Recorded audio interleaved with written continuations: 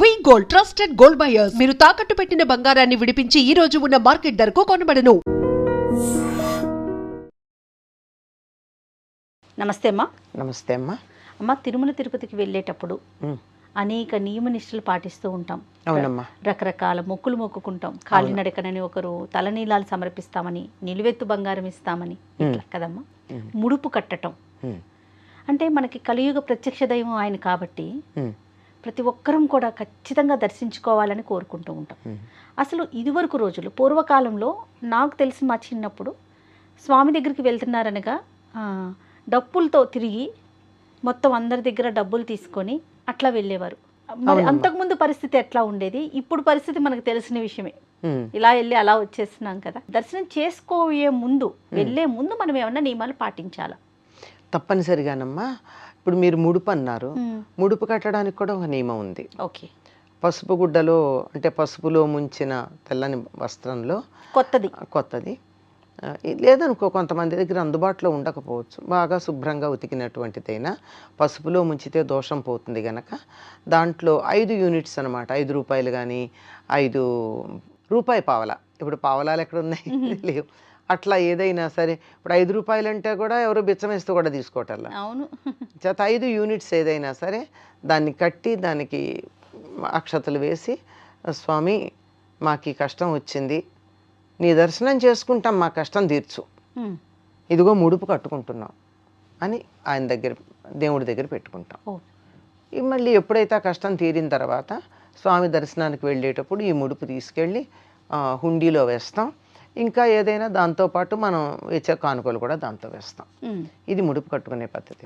ముడుపు కట్టారంటే తప్పనిసరిగా పెడతాము అని చెప్పి గట్టిగా ఒక ముడి వేసేసాం, ఆ ముడి అంతే తీర్చాల్సిందే, అట్లా పెట్టుకుంటాం. ఓకే. దర్శనానికి వెళ్ళే ముందమ్మా, దర్శనానికి వెళ్ళేటప్పుడు మామూలుగా చాలా స్నానం చేసే పెడతాం కదా, స్నానం చేసి పెడతాం. ఆ క్యూలో ఉన్నప్పుడు కూడా గోవిందనామస్మరణో లేకపోతే దేవుణ్ణి తలుచుకుంటూనో వెళ్ళడం ప్రధానమైనటువంటి అంశం. అక్కడ కూడా కూర్చుని కబుర్లు చెప్పుకొని ముందర వాళ్ళని తోసి వెనక వాళ్ళని ఇలా మోచేతులతో పొడిచి ముందుకు పరిగెత్తి ఈ పనులు చేయకుండా దైవాన్ని గురించి తలుచుకుంటూ ముందుకెళ్ళడం చాలా ప్రధానమైనటువంటి అంశం. ఓకే. ఇంట్లో నుంచి బయలుదేరే రోజు కూడా చాలా నియమాలు ఉంటాయమ్మా. ఇప్పట్లాగా పొద్దున ఫ్లైట్లో వెళ్ళి సాయంకాలం ఫ్లైట్లో తిరిగి వచ్చి గాలి దర్శనాలు కాకుండా ఒకప్పుడు జీవితంలో ఒక్కసారి తిరుపతి వెళ్తే జన్మధన్యం అనుకునేవారు. అవునవును. అలాంటిది ఎప్పుడో మొక్కుకున్న మొక్కులు ముడుపులు కూడా తర్వాత ఎప్పుడో తీర్చుకునేవారు. అసలు తీర్చలేక చాలా ఇబ్బంది పడి ఆ తర్వాత వాళ్ళ పిల్లలు తీర్చేవారు. వాళ్ళకి అయ్యో తీర్చుకోలేకపోయామే అనుకునేవారు, పిల్లలు తీరుస్తూ ఉండేవారు. అట్లాంటి అప్పుడు ఇలా మొక్కుకున్న తర్వాత తిరుపతి బయలుదేరి వెళుతూ ఉంటే జోగి అడిగేవారమ్మా. జోగి అడిగేవారు. అంటే నీ దగ్గరికి రాగలిగినంత గొప్పవాళ్ళం కాదు మేము, 10 మంది దగ్గర అడుక్కుంటే తప్ప నీ దగ్గరికి రాలేము అని మన యొక్క తక్కువతనాన్ని చూపించుకుంటూ ఊళ్ళో జోగి అడుగుతారు. అది కూడా మొక్కులు ఉన్నాయి. ఒక ఊరు అడుగుతాము, 2 ఊళ్ళు 2 అడగరు, ఒక ఊళ్ళో అడుగుతాము, 3 ఊళ్ళు అడుగుతాము అని చెప్పి మొక్కుకోవడానికి ఎన్ని ఊళ్ళల్లో జోగి అడుగుతాము అని దాన్ని వాడుకోవాలి ప్రయాణ ఖర్చులకు వాడడానికి.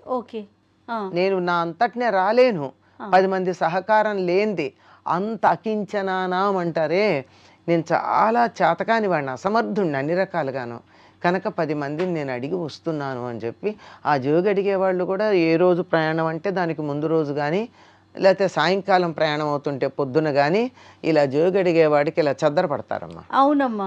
పట్టి మేళతాళాలతో ఊరంతా తిరుగుతారు.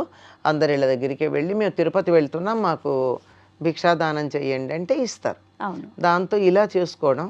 ఒకవేళ ఇలా జోగి అడుగుదామనేటటువంటి ఇది లేకపోతే నిజంగా నేను చూశానమ్మా, పిల్లలు పుట్టి చచ్చిపోతూ ఉంటే జోగడికి నీ దగ్గరికి వస్తాము అని మొక్కుకున్నాక పిల్లవాడు బతికాడు. ఓహో, అట్లా ఉంటుంది. ఈ జోగి అడుగుగా వచ్చిన డబ్బుల్ని దారి ఖర్చులకు వాడుకుంటారా, హుండీలో వేస్తారా? దారి ఖర్చులకు వాడుకోవచ్చు, కానీ చాలా మంది మేము మా దగ్గర సమర్థత ఉంది కదా అని దాన్ని వాడుకోరు. కానీ నిజానికి అది వాడుకుని కావాలంటే రెట్టింపు మీరు హుండీలో వేయండి. మీరు అడుక్కుని వస్తామన్నారు కదా, అందుకని దాన్ని వాడుకోవాలి. ఓకే, వాడుకోవాలి. తర్వాత ఇవన్నీ జోగి అడిగినా అడగకపోయినా ప్రయాణం అయ్యేటటువంటి రోజున ఇంట్లో దీపం పెడతారమ్మా, అఖండం లాంటిది. అంటే పెద్ద ప్రమిద ఇంత అవునవును. మూకుడు లాంటివి తెచ్చి దాంట్లో దీపం పెట్టి వేస్తారు, లేదా చుట్టుపక్కల వాళ్ళకి చెప్తారు కాస్త దీపంలో నూనె వేస్తూ ఉండండి తలుపు తెరిచి అని. పూర్వం అటువంటి సహకారాలు ఉండేవి. అవునవును. ఆ దీపం పెట్టి నమస్కారం చేసుకుని మా తీర్థయాత్రలో మాకు ఎటువంటి ఇబ్బందులు కలగకుండా జాగ్రత్తగా చూడమని మన ఇలవేల్పుకి దండం పెట్టుకోవాలి. ఆహా. అందరికీ వెంకటేశ్వర స్వామి ఇలవేల్పు అని చెప్పడానికి వీల్లేదుగా, కనుక ఇలవేల్పుకి దండం పెట్టుకుని వీలైతే మన గ్రామంలో ఉన్నటువంటి దేవుణ్ణి దర్శించుకుని, అయ్యా మేము ఇలా ప్రయాణమై వెడుతున్నాము, మా ఇంటి బాధ్యత నీదే, జాగ్రత్తగా చూసుకోమని ఆయనకి చెప్పి అప్పుడు బయలుదేరి వెళ్ళేవారు. ఇది ఒకప్పటి పద్ధతి. అంటే జీవితంలో ఒకసారో 2 సార్లు తిరుపతి వెళ్ళొచ్చేటటువంటి వాళ్ళ పద్ధతి. ఇప్పుడు రోజు పెడుతున్నాం, ఎంత భక్తి ఎంత శ్రద్ధ అన్నది ఆలోచించాలి. ప్రయాణం ఏర్పాట్ల మీద, దర్శనం టికెట్ల మీద, అక్కడికి వెళ్ళిన తర్వాత మనకి ఉండడానికి అవకాశం దొరుకుతుందో లేదో అని చెప్పి రూములు అలాట్మెంట్ మీద, వీటి మీద ఉన్నంత భక్తి భగవంతుడి మీద ఉందా అన్నది ఎవరికి వాళ్ళు ఆత్మవిమర్శ చేసుకోవాల్సినటువంటి విషయం. తప్పకుండా. తర్వాత వెళ్ళి వచ్చేసినాక ప్రసాదం దగ్గరికి వచ్చేప్పటికి కూడా పూర్వంలాగా అలా తినేవాళ్ళు కదమ్మా. ప్రసాదం చాలా గట్టిగా ఉండి వారం 10 రోజులైనా పాడయ్యేది కాదు. అలాంటి లడ్డు కొన్ని వందల సంవత్సరాల క్రితం వచ్చిందే కానీ అంతకుముందు అక్కడి నుంచి ఇది తెచ్చుకునేవారు. పటికి బెల్లమే ప్రసాదంగా చాలా చోట్ల, డ్రై ఫ్రూట్స్ దేవాలయాల్లో చాలా అదే. ఎందుకంటే తీర్థయాత్రలై తిరిగి వెళ్ళి ఎవరికన్నా ప్రసాదం ఇవ్వాలి అంటే అదైతేనే నిలవ ఉంటుంది కనుక.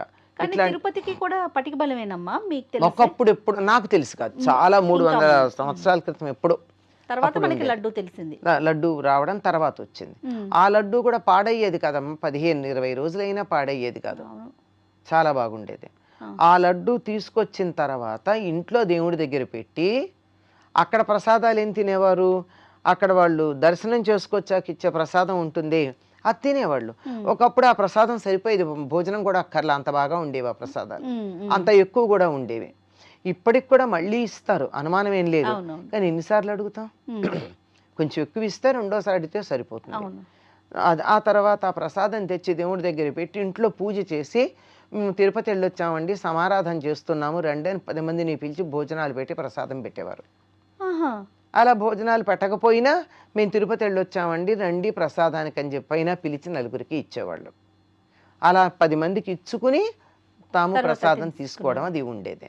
ఇప్పుడు అట్లా కాకుండా తిరుపతి కానీ ఎక్కడికి కానీ తీర్థయాత్రలకు వెళ్ళామంటే అదొక రకమైనటువంటి పిక్నిక్ లాగా అయిపోయిందే కానీ తీర్థయాత్ర అనేటటువంటి శాంక్టిటీ కొద్దిగా తగ్గిందనే చెప్పాలమ్మా. అసలు ఇదివరకు ఒక సమయం, సందర్భం, అవసరం అట్లా ఉండేవి కదమ్మా వెళ్ళాలి అంటే కనుక. ఇప్పుడు అంటే ఏం పని లేదు, పిల్లలకి హాలిడేస్ వచ్చినాయి లేదా ఆఫీసులు సెలవు వచ్చినాయి అనగానే ఏదో ఒక తీర్థయాత్రకి వెళ్ళిపోవటం. తీర్థయాత్రను కూడా కాదమ్మా, అదొక అవుటింగ్, ఒక పిక్నిక్ లాగా వెళ్ళొచ్చేస్తున్నారు. అది తీర్థయాత్ర అన్నది లేదు. తీర్థయాత్రకి నియమాలు ఉన్నాయి, చెప్పాను కదా, ఇవన్నీ చేస్తే నియమాలు.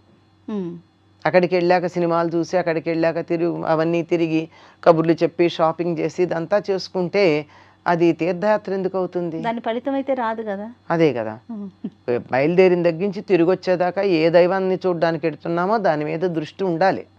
అప్పుడు మాత్రమే అది పరిపూర్ణమైనటువంటి తీర్థయాత్ర ఫలితాన్ని ఇస్తుంది. రైట్ అమ్మా, నమస్తే. నమస్తే. And for more videos, please subscribe to iDream. Please subscribe to iDream. Please subscribe iDream. And please subscribe to iDream. For more videos, subscribe to iDream. please like, share and subscribe to the channel. Congratulations, iDream. Subscribe to iDream. Subscribe to iDream. So subscribe to iDream Media. iDream ki iDream team andarki huge congratulations. Please subscribe iDream Media. Please subscribe to iDream. Subscribe iDream. Please subscribe to iDream. iDream అంటే నా కళల channel subscribe చేసుకున్న నోరు తిరుగుతలేదు, మీరైతే గంట గుర్తు కొట్టండి. For more such videos, please subscribe to iDream.